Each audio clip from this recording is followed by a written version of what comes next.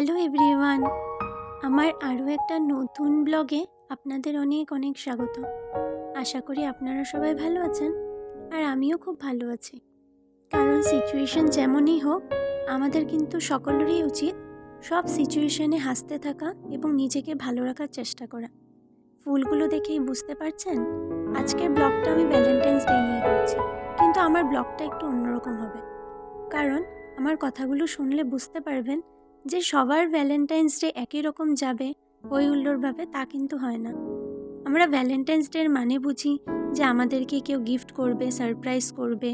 Boyfriend বা husband সেটা করলো না বলে আমরা ক্ষেপে যাই কখনো, বা কখনো আমরা নিজের মধ্যেই কষ্ট অনুভব করি। কিন্তু আসলে সেটা করা কি আসলেই আমাদের জন্য উচিত? আসলে কি বলুন তো, এক্সপেকটেশন জিনিসটা না খুবই ভয়ঙ্কর। এক্সপেকটেশন লেভেল যত কম থাকবে ততই আমরা নিজেদের মধ্যে খুশিতে থাকতে পারবো। আর কী বা দরকার কেউ আপনাকে প্রশংসা করলো কিনা, গিফট করলো কিনা, সারপ্রাইজ দিল কিনা, সেই না ভেবে মাঝে মধ্যে নিজেকেই গিফট দিয়ে ফেলুন, নিজেকেই একটা গোলাপ উপহার দিন। আবার কখনো চা বানিয়ে বাড়িতে বসে মুভি দেখতে দেখতে নিজেকে নিজের জন্য একটা খাবার ভালো বানিয়ে উপহার দিন, তো দেখবেন খুব আনন্দ লাগবে। কেউ আমার জন্য কিছু করলো তা বলে আমি খুশি হয়ে যাব, আর যদি বা নাই বা করলো বা ভুলে গেল তাহলে আমি দুঃখের সাগরে ভাসবো, তা কিন্তু হতে পারে না। অবশ্যই পাকা পাকা কথাগুলি আমি বয়সের সাথে সাথেই শিখেছি। আগে আমিও তেমন ম্যাচিওর ছিলাম না, কষ্ট আমারও হতো। তারপর বুঝলাম এক্সপেকটেশনস যত কমিয়ে দিব আমরা তত হ্যাপি থাকতে পারবো। ও হ্যাঁ, বলতে ভুলে গেছি, এই যে ভিডিওতে দেখলেন ফুলের দোকানে যাওয়া, না আমি কিন্তু কোনো ফুল পাইনি। বা আমার হাতে পড়া ঘড়িটা, অবশ্য সেটাও আমি নিজের টাকায় কেনা, সেটাও আমি গিফট পেয়েছি বলে সেটা ভেবে আবার ভিডিও দেখে মন খারাপ করবেন না। আর শপিং করা, সেটা তো আমি অবশ্য করতে খুব ভালোবাসি।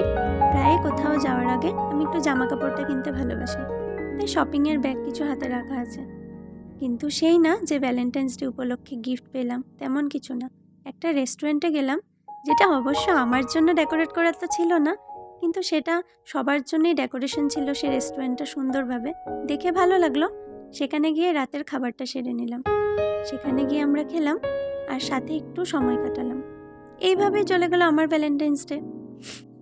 শুনতে খারাপ লাগলেও আমরা মেয়েরা কিন্তু সাধারণত অন্যের ভিডিও দেখে, অন্যদের দেওয়া ভ্যালেন্টাইন্স গিফট দেখে, সারপ্রাইজেস দেখে নিজের মনে মনে খুবই কষ্ট পাই। কিন্তু আসলে কি বলুন তো, সবচেয়ে প্রথমে নিজেকেই নিজে ভালোবাসা উচিত।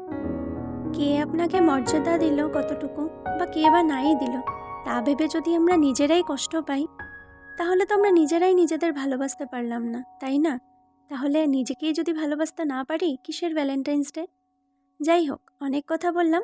এই রেস্টুরেন্টটা কিন্তু খুবই সুন্দর ছিল। এখানে অনেক অ্যান্টিক জিনিস ছিল, আগেকার দিনের রানী মহারানীদের হার ছিল, অনেক কিছু শোপিস রাখা ছিল। এগুলো দেখতে দেখতে আমার সময়টা পার হয়ে গেল। আর খাওয়া দাওয়া করলে আমরা বাড়ি চলে আসলাম। ও হ্যাঁ, শেষে আরেকটা কথা বলতে ভুলে গেলাম। আমি কিন্তু এখানে সব মেয়ের কথা বলিনি।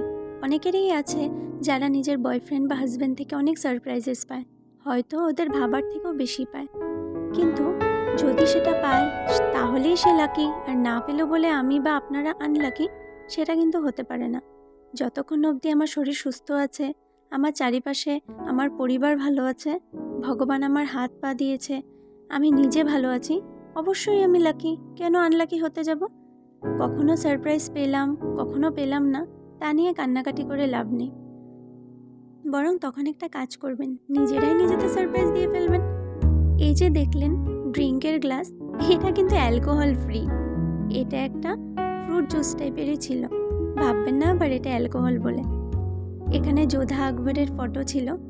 শেষে এটাই বলবো, আমার ভিডিওটা যদি আপনাদের সত্যিই পছন্দ হয়ে থাকে, ভালো লেগে থাকে, তাহলে অবশ্যই একটা লাইক করে দেবেন, আর কমেন্ট করে অবশ্যই জানাবেন আপনাদের ভ্যালেন্টাইন্স ডে এর কথা।